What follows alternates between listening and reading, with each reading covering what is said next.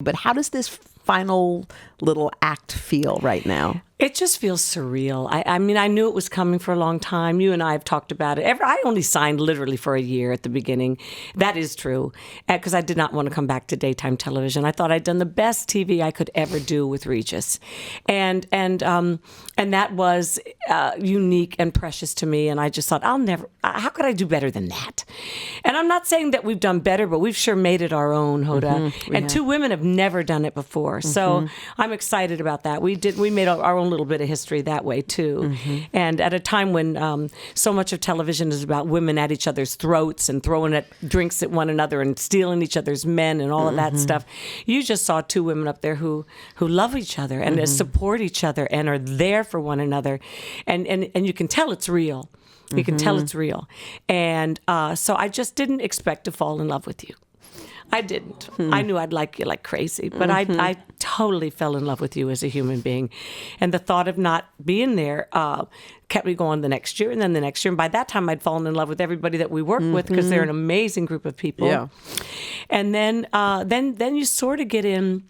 What happened to me with Regis, you get into this lovely sort of velvet-lined rut, which is so great. But at the same time, I could sense that I wasn't growing creatively the way I needed to. And I'm an artist. I've been an artist since I was a child. I've been a musician since I was 10 years old. Been an actress since soon after that, and a writer all my life. And I just felt like I was running out of time for my childhood dreams to come true. Somebody just texted me or emailed something the other day and said, well, how could you leave your dream job?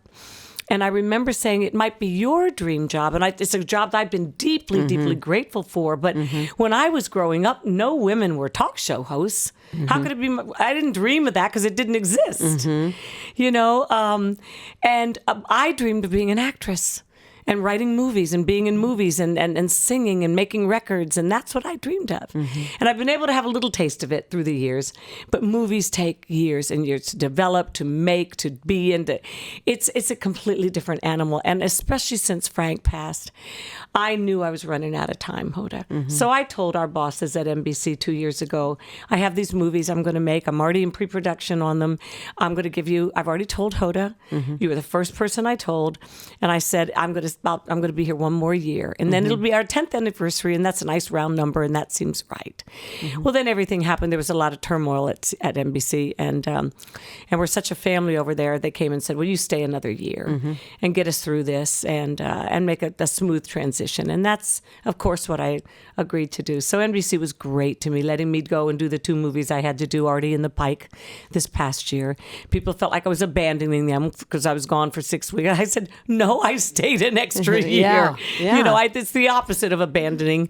But now it's finally time. And you're right. That's a long-winded answer to your short, very to the point question, which is, how's it feel? It feels bittersweet, like it did the day I announced it. But you know what she and I are going to do the day that my last day is April 5th. And literally we're getting on a plane and we're going to Nashville, and we're going to have a girls' weekend. Because this friendship goes on and on and on, like Regis and mine has. So I'm not going anywhere. I'm going to Nashville, but you're going with me.